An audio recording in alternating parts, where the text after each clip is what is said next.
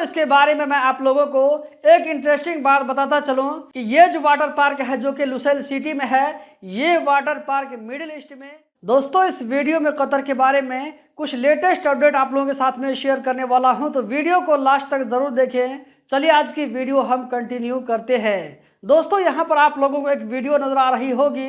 यहाँ पर आप देख सकते हैं कि पानी में जो छोटा बोट होता है जो कि खेलने कूदने वाला होता है, तो वहाँ पर कहा जा रहा है कि इस तरह जो है बोट को चलाना लापरवाही से, मौज मस्ती के साथ में इस तरह बोट को चलाना, इस तरह बोट को चलाने से कानूनी प्रॉब्लम में पड़ सकते हैं। आपका जो है बोट छीना जा सकता है। ये देख सकते हैं दोस्तों किस तरह जो यहाँ पर बोट को चलाया जा रहा है। इससे जो है नुकसान भी हो सकता है, डूबने का खतरा भी हो सकता है, एक्सीडेंट भी हो सकता है, तो जो कुछ भी हो सकता है यहाँ पर। तो यहाँ पर कहा जा रहा है कि इस तरह चलाने से गैस के जो है यहाँ पर बोट भी छीना जा सकता है और इसके साथ में जो है कानूनी प्रॉब्लम भी आएगा। दोस्तों यहाँ पर आप में से कुछ लोग पूछ सकते हैं कि आम वर्कर जो होते हैं, आम वर्कर जो इस तरह का जो है बोट वगैरह नहीं चलाते हैं, तो दोस्तों मैं आप लोगों से कहना चाहूँगा कि वर्करों में भी बहुत ज़्यादा कैटेगरी होती है। कुछ वर्कर ऐसे होते हैं कि उनकी सैलरी इतनी अच्छी खासी होती है कि वो जो है इस तरह का मौज मस्ती वो लोग आराम से कर सकते हैं, उनके लिए कोई बड़ी बात नहीं है। तो ये वीडियो खास करके ऐसे लोगों के लिए है कि अगर आप भी समंदर में इस तरह जो है मौज मस्ती करने के लिए जाते हैं तो आपको इन चीज़ों का यहाँ पर जो है ध्यान रखना होगा।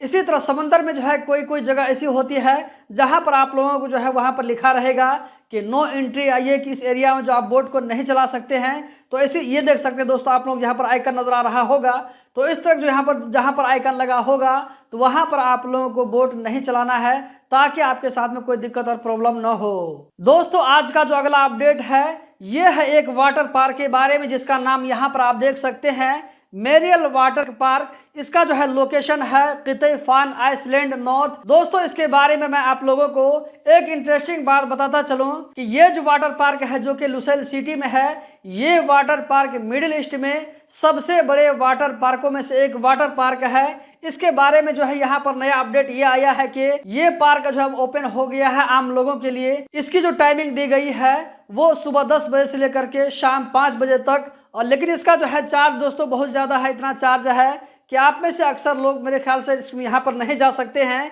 तो इसका जो यहाँ पर चार्ज बताया जा रहा है 310 रियाल जो है ये बड़े लोगों के लिए है, एडल्ट लोगों के लिए, जबकि 245 रियाल बच्चों के लिए है। आज का जो अगला अपडेट है दोस्तों ये है एमवाई कतर की तरफ से।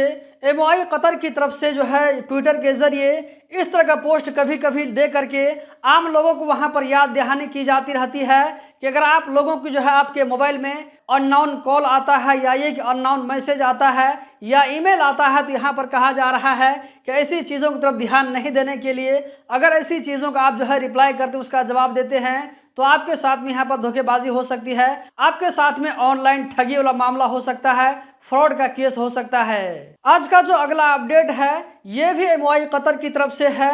यहाँ पर आप देख सकते हैं कि पिक्चर में एक ऐसी बिल्डिंग दिखाई जा रही है जो कि अंडर कंस्ट्रक्शन है।